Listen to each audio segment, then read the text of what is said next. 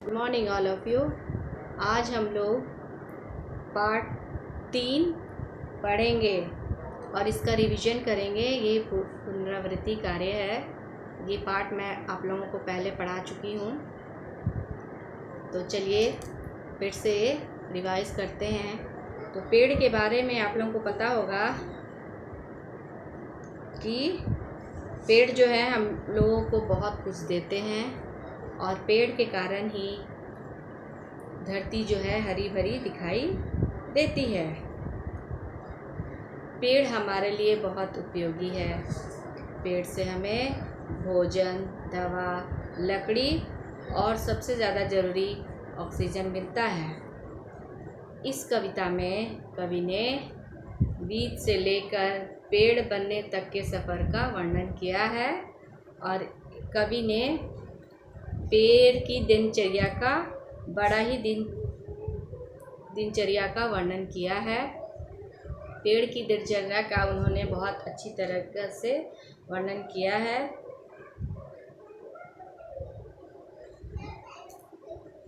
दिनचर्या शब्द का अर्थ होता है रोज के किए गए काम। दिनचर्या शब्द का अर्थ होता है रोज किए गए, प्रतिदिन किए गए कार्य, उसको हम लोग दिनचर्या कहते हैं। कवि ने अपनी कल्पना से पेड़ के रोज किए जाने वाले काम को बहुत ही सुंदर तरीके से बताया है।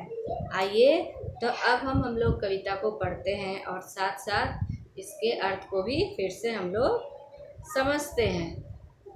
बीज हजारों आंखें नीचे, नम मिट्टी की चादर ओढ़े, मटियाए से अपने बिस्तर में पड़े हुए हैं।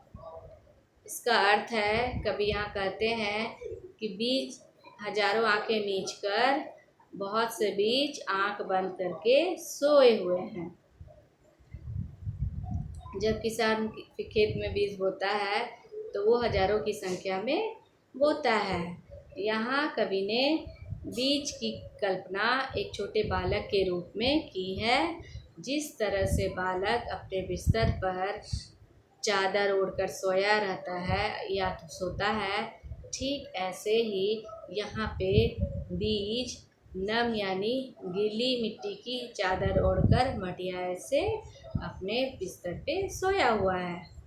मटियाना मतलब मिट्टी से ढके हुए। बीज को धरती के अंदर बोया जाता है और उसका बिस्तर ही वही मिट्टी होती है और उसके ऊपर ही, बीज के ऊपर ही हम लोग मिट्टी डालते हैं। और आगे हम लोग कविता पढ़ते हैं।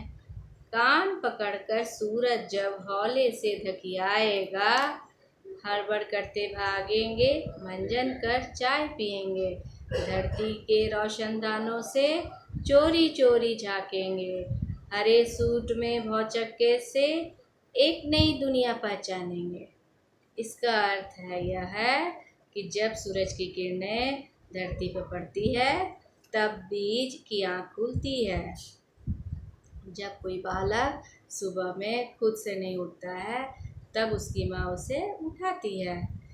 आप सब ने भी कभी न कभी इस तरह से घर पे किया होगा। आप अगर खुद से नहीं उठते हैं तो आपकी मम्मी लोग आप लोगों को उठाती है। जब वो बच्चा बात नहीं मानता है तब उसकी माँ क्या करती है, उसके कान को पकड़ती है और उसे धक्का देकर उठाती है। ठीक ऐसे ही सूरज भी बीज के कान पकड़कर उसे धीरे से जगाता है। यानी सुबह में सूरज की किरणें जब पड़ती है तब वो जगता है।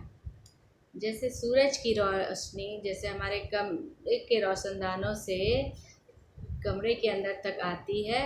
रोशनदान यानी कि हम लोग इंग्लिश में उसको वेंटिलेटर बोलते हैं, छत के पास की खिड़की, उससे ही हम लोग रोशनदान करते हैं। ठीक वैसे ही धरती में छोटे छोटे बहुत सारे छिद्र होते हैं यानी कि छेद होते हैं। धरती के उस रोशनदान से सूर्य की किरण उस प्रवेश करती है। जिस प्रकार हम प्रतिदिन उठकर अपने नित्य कर्म यानी अपने रोज़ के काम करते हैं, जैसे मंजन काम करना, चाय पीना आदि। ऐसे ही ठीक वैसे ही बीज अपने रोज़ काम करता है, यानी प्रतिदिन का काम करता है। इसका मतलब ये है कि बीज के पेड़ बनने की प्रक्रिया, बीज जो है अंकुरित होती है और धरती के बाहर वह झांकने लगता है। हरे सूट का यहाँ अर्थ है कि वह धीरे धीरे वो बीज जो है वो बड़ा हो रहा है, धरती के बाहर निकल कर आ रहा है और एक नई दुनिया में वह प्रवेश कर रहा है। बीज जब धरती से बाहर निकलने लगता है, यानी जब वो धीरे धीरे बड़ा होने लगता है, छोटी छोटी पत्तियाँ आने लगती है, तब ये नई दुनिया में जैसे ही आता है तो वह हैरान रह जाता है, मतलब बहुत चक्के से मतलब हैरान रह जाता है। इसलिए उसके लिए इस दुनिया को देखता है हैरान होकर, उसके लिए ये दुनिया जो है नई लगती है। अब कविता को हम लोग आगे पढ़ते हैं।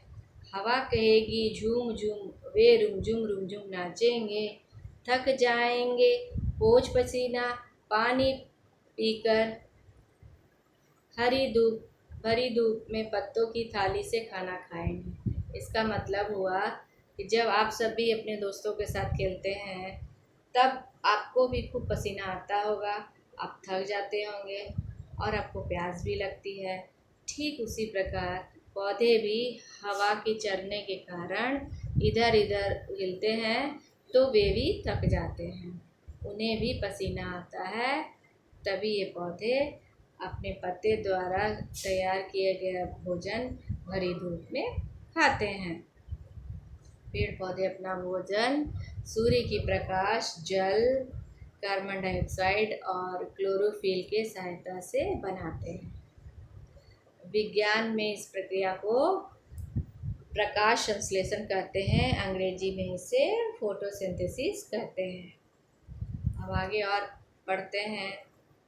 फिर खेलेंगे चिड़ियों के संग, तोतों से चोंच लड़ाएंगे, पीठ खुजाएगी गैया बच्चे छाँव में खेलेंगे। इस पंक्ति का अर्थ यह है कि अधिक धूप होने के कारण चिड़िया, तोते सभी विश्राम करने पेड़ पे आते हैं। गाय भी वहाँ आकर पेड़ के सहारे अपनी पीठ की खुजली शांत करती है। बच्चे आते हैं पेड़ की छाँव में खेलते हैं। और आगे देखते हैं हम लोग। धीरे धीरे धूप ढलेगी, शाम सजेगी, पंछी घर को लौटेंगे, सुख दुख के किस्से बतियाकर लंबी चादर तानेंगे।